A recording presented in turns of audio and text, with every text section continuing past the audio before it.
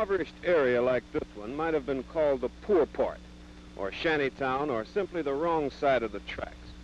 A time when the rich helped the poor with occasional odd jobs, old clothes, and the inevitable Christmas basket. Reconciled to the biblical adage that the poor are always with us, no one worried very much about finding a permanent cure for poverty. Certainly no one thought of replacing the Christmas basket with billions of tax dollars. But this is no longer just Shantytown. It's Hunters Point and dozens of Bay Area locales just like it, all linked in mutual poverty, anger, and the fear that these communities could become battlegrounds. The so-called war on poverty was created to prevent war in the streets. And every time there's a flare-up of violence, the question logically follows, what's the poverty program accomplishing? To start with, the Bay Area has plenty of poor people to worry about. In San Francisco, areas like Hunters Point, the Western Addition, the Mission District, and Chinatown teem with unemployed members of minority groups. Some 70% of the city's 22,000 unemployed are packed into these four neighborhoods. Oakland is even worse. The unemployment rate in this city of 385,000 is 5 times the national average. The U.S. Commerce Department officially labels the city a depressed area.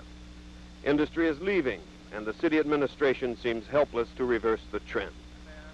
To combat this massive problem, poverty planners have mobilized some 35 programs in San Francisco and another 18 in Oakland. All told, they will spend more than $8.8 million this year. The big push is for jobs, and most of the programs and the money orbit around helping people train for and find work. In the 2 years the poverty program has been in operation, hundreds have gone through various job schools, but not many have gotten steady jobs. But there's also a wide variety of other programs not directly connected to the job need. Here, one group tries to reach youngsters' minds with dance and drama training. There, another program concentrates on even younger children in an effort to improve their chances of a good education. Yet another program may offer English language training to those who need it. Simply managing this multitude of programs is already requiring a staggering bureaucracy, which, while undoubtedly well-intentioned, suffers from the paper-shoveling syndromes that ultimately frustrate most big administrative efforts. So far, most of the millions spent have gone to set up this army of administrators without any startling improvement to the lot of the poor.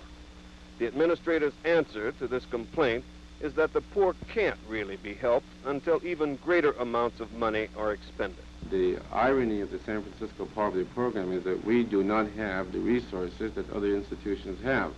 So we cannot. What do you mean by resources? Well, our budget, for instance, is this year is $4.3 million. The budget for the Board of Education is $71 million. The budget for the Welfare Department is $6 to $7 million. And the budget for many, many other institutions run into the hundreds of millions of dollars, which we do not have. The best we can hope to do with these limited funds is to demonstrate the need and generate a demand which will then hopefully be recognized by the funding sources, principally Washington, to give us the real tools to do the job. The poverty program has been the subject of a great deal of haggling about who would control it, the poor or the politicians.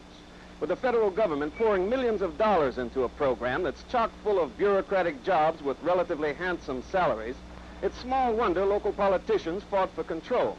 But they've only had limited success, mostly because the poor fought back with the support of the federal government. The programs in San Francisco and Oakland are a study in contrasts. San Francisco's poverty officials are proud to relate that here the program is controlled by the poor, a victory won only after bitter fighting that threatened several times to scuttle the whole thing. The poor are a majority on the Policymaking Economic Opportunity Council, devise their own programs, and hire and fire their own administrators with almost no interference from Mayor John Shelley. He now ignores the program after losing a long series of fights to control it. It was originally set up with a bare majority of 1 of city control, appointed by the mayor. And then there was great objection because of the interpretation made of this term maximum feasible participation. And the difference of opinion was that that meant control, complete control. I lost that battle. And they changed the bylaws and all of the articles of incorporation. And there's a minimum now of city participation. The way it is now, you lose coordination. The target areas are autonomous, each operating on their own. Each is going off in their own way. There can be duplication. There can be a waste of funds. Each has a different structure. I don't think this brings about an organ or a piece of mechanism that can bring about a general community attack on poverty. The man who led the fight for the poor against City Hall is Everett Brandon, director of the San Francisco Poverty Program. But after 2 years of battling, he recently announced that he will quit in August. Did your resignation have anything to do with the differences in philosophy between yourself and the mayor? No, I don't think so. No, I would say no, because whatever the differences that we've had in the past, I don't think it's changed. And so this has been in existence ever since I've been here for the past 2 years. My resignation is a personal decision. I consider my involvement with the poverty program a detour from my own personal plans. What about the whole matter of political control? If you had to organize again, would you advocate more city control? Absolutely not. I don't think that city control would give to the poverty program the kind of special uniqueness and the kind of special direction that it needs. I think the city has a great number of problems, and the poverty program has to be a #1 priority for that organization that is running it.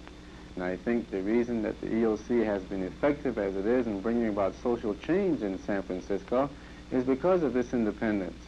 Now, I grant you that in terms of control, in terms of keeping down the lid on the organization, that if we were under the city, that we would not have probably caused as many rankles as we have. But in a sense, it was necessary. We had to cause rankles. We had to take on organizations and institutions that were not doing a good job. And we had to indicate that a new day was here in which people would be evaluated in terms of performance and in terms of delivery of services. And we were willing to cooperate and help all of those agencies who were willing to do a good job. Those that were not willing to do a good job, and those that were receiving monies for that purpose and were not using it effectively, then the EOC felt a responsibility to either move in and do that job for other agencies or to pressure that agency into doing the right kind of job. In Oakland, representatives of the poor likewise have a majority on the program's policy-making body, but control is firmly in the hands of city government. The administration of the project is handled by a city department, the city auditor distributes funds, and the city council can veto any project. Mayor John Redding is reluctant to say it outright, but he is fighting for even more control. The city should be involved in terms of coordination of these programs, and also we feel very strongly that there should be an evaluation of the programs within the city structure under the city manager. Well, isn't the Department of Human Resources, which runs the poverty program in Oakland, a part of the city government? Yes, this is correct, but the Department of Human Resources actually serves two masters for the civil service, hiring of personnel, this type of thing. They do come under the city, but in terms of the directives, there is a bypassing of the city government. And if there's going to be an efficient organization, there must be some central coordinating head, and we feel that this should be within the city manager's office. Dr. Norvell Smith was the organizer of the different approach in Oakland. He directed the anti-poverty war there until just recently when he was promoted to a higher post. We have to, as a CAP agency, accept the fact that poor people are our constituents rather than our clients, and that this is going to cause some anxiety in your attempt to work along with the institutional fabric, but if you don't have this commitment, you might as well simply resort to being a coordinating mechanism and give up on affecting any change. Ralph Williams is an organizer of the poor in Oakland. His attitude toward control of the program is typical, I'm He's saying mad. that the city fathers have not dealt justly with the people, the poor people in Oakland, with the power that they already have under their control. And I'm saying if they get any more control over this program in Oakland, then as far as I'm concerned, and the rest of the poor, we would rather see the program cut out. It would just become a greater political football if the mayor and the city hall got any more control of the program. In fact, they don't need to control over the program they already have now. Despite the attacks from without and within, the serious effort of the poverty program goes on. The focus of that effort is the poor man's need of a steady job. In a moment, we'll look at some of the frustrations involved in helping him find one.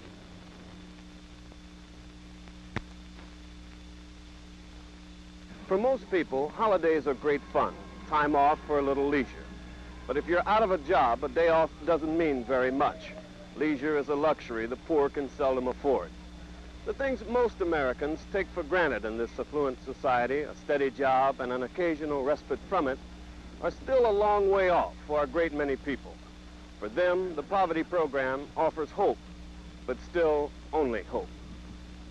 One of the most spectacular reasons for that glimmering of hope is Oakland's East Bay Skills Center.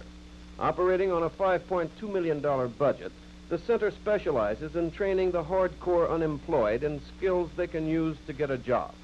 There are currently 1,100 enrollees. Henry Casanave, assistant director of the center, describes the kind of person who goes there for help. The typical trainee this year, today, right now, would be approximately 25 or 26 years old. Would be a head of household with approximately 3 to 5 dependents. He would be a male. Although we have a large segment of females, the average trainee is a male. He is probably reading at about the 6th grade level and functioning in math at about the 7th or 8th grade level. This would be our typical trainee. He would also be Negro. He is given 2 to 3 hours of basic education each day, and then the remainder of the time, 5 or 6 hours is spent in the lab working at the particular trade. He is here with us 8 hours a day then, 9 hours if you want to count his lunch. And then he is with us 5 days a week. He is given an allowance each week. The allowance can vary from $50 to $80, depending on the number of dependents he has. One skills center with a fixed budget obviously can accommodate only a fraction of the thousands of unemployed. Others go to places like the Fruitvale Service Center, where some 4,000 persons, mostly Mexican Americans, apply for work each month. You set on part-time or full-time? Fewer than 10% of them are placed, even in part-time jobs. Job Placement Director Bob Morton talks about their special problems. Well, in this office we deal considerably with the Spanish-speaking minority, and among this particular group they have a language problem. In addition, some of them have citizenship problems, and another significant factor is lack of education. We found, for example, that the Spanish-speaking people in this office have about half as much formal education as, say, for example, the Negro who's registered in this office. Despite all efforts, the campaign to find jobs for Oakland's poor has been a dismal flop. Dr. William Woodson of the University of California's Institute of Industrial Relations heads a follow-up study of the East Bay job picture. Basically, we tried to compare what is happening at the project offices with what is happening at the main Oakland employment office. What we found out in terms of the minorities going into the project for the period of November 65 through March of 66, that only around 16% of the minority males who went into the door got any type of job within 90 days. And it was closer to 6% for the women. A sizable number of these jobs are scheduled to last less than 3 days. So when you look at whether or not the job is scheduled, first of all, to last more than 3 days, and also whether or not it's a job that's at the same or higher level than the type of job the person generally has, the figures are cut, the percentages are cut significantly. My personal feeling is that the community generally, the industrial community, has not been willing to share in the risk capital that is needed to bring marginal people into the labor force. They give indications of goodwill and equal opportunity and fair employment, but in the final analysis, they really want to get the best person they can find, and too often this results in suburbanites from Hayward and Walnut Creek getting jobs in Oakland, whereas if there were a little more of a commitment to the industries accepting some of the responsibility for the transition of people into the labor force, and with my own personal commitment to the fact that most people really learn the skills they need on the job anyhow, I think we could have a handle on this job, on the solution to the problem, which we're not close to having. While jobs are the key in the war against poverty, the poor have other needs too. Mr. Smith, my name is Arthur Laverty, and I'm with the OR Bail Project. I'm calling about John Davis. Do you know him? Yes, well, as you may know, John has been arrested, and he's in custody at city prison, and we're trying to have him released without his paying any bail money. And I was wondering if you'd be willing to help us by answering a few questions about him. Many are you doors a friend are of his closed or a to the relative? poor, sometimes jail doors. See, and about how What long- happens when a jobless man is arrested? Does he work a hardship on his family to raise bail money or languish in his cell? Under the poverty program's phenomenally successful bail project, he doesn't have to do either. An indigent person in San Francisco can often be released with just his promise to appear in court. The project, manned by Young Vista volunteers, operates on a $38,000 budget. Some 200 persons are released from jail through the project each month. Director Herbert Cutchins tells how it works. They have to be people in the community, that is, people that demonstrate that they have residence in the community, that they have ties in the community, relatives, that they work in the community, people who show that they have enough ties in the community so that we can demonstrate to the courts that they will make their court appearances. Approximately 98% of the people that we've released have returned to make their court appearances. The poor also need legal services, and lawyers are expensive. Were it not for poverty program attorneys like Sherry Gaines, many of their cases would never get to court. Some 40 to 50 persons seek help in her office each week. Domestic relations cases, mostly divorce, make up the heaviest workload. But the team will handle almost any non-criminal case, even adoption. The public at large very often does not realize that poor people have to have adoptions. But poor people have a custom of gift children. They couldn't afford the formal procedures for adoption, but just because you're poor doesn't mean you necessarily want a child or don't want a child.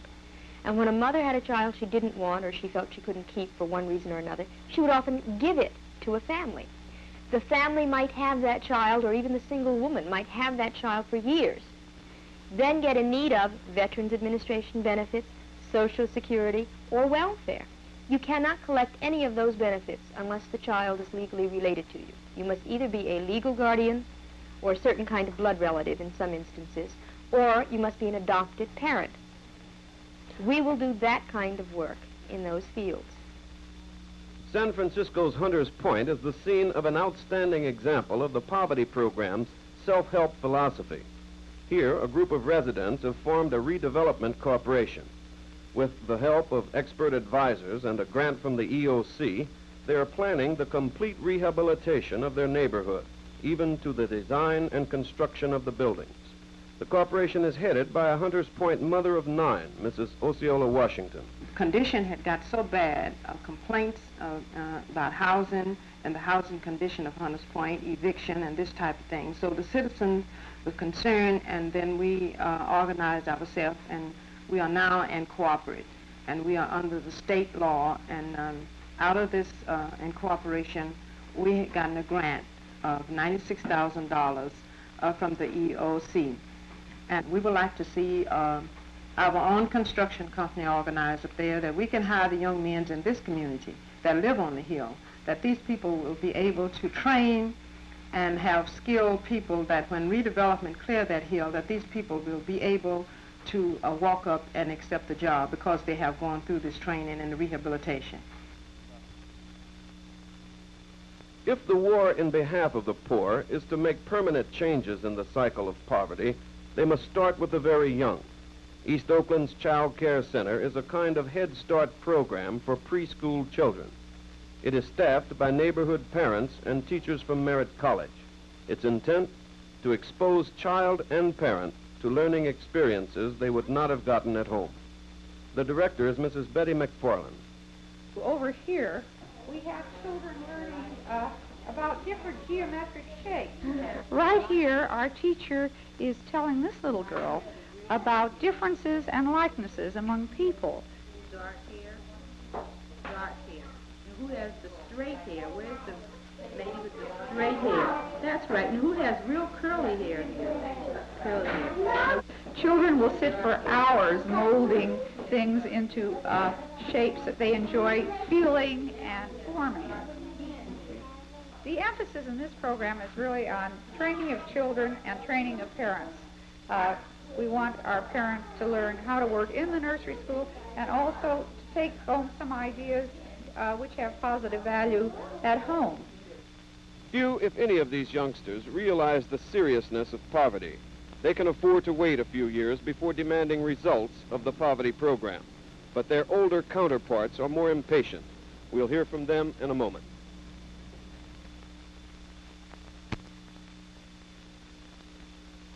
To the poor man, the war on poverty is a lot like the better life it promises. He hears a great deal about it, but seldom sees much evidence of it. Still, for most of the poor, the poverty program, despite its shortcomings, is better than nothing. Well, I'm concerned about the job for the people in Mission District, you know. They put some factories and make some development here, you know, make it better for everybody. The only way they can make it is the government has to put the money for it.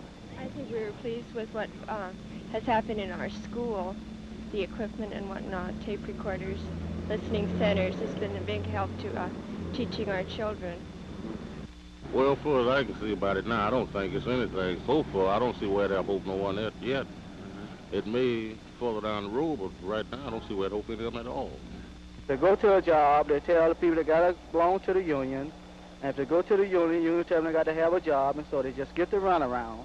And so a lot of people here in San Francisco are starving and hungry and don't have a place to stay. They go down and get help, and the people that like to have a disease or something, they don't want to talk to them. It's not doing the job it was set out to do. The reason why it's not doing the job it is set out to do, because of the fact that they plan for the people and not with the people. And all of the money, or most of the money that's in the program is going for top paying jobs, and the poor people are never given a job that elevates them out of the realms of poverty. Those that get a job out of the program, they are still living in poverty even though they're working every day. Have you heard about the program that they have to help get poor people jobs and help get kids in school, keep them there, educate children? No, I don't know nothing about that. It hasn't touched you at all? No, not yet. What do the professionals say?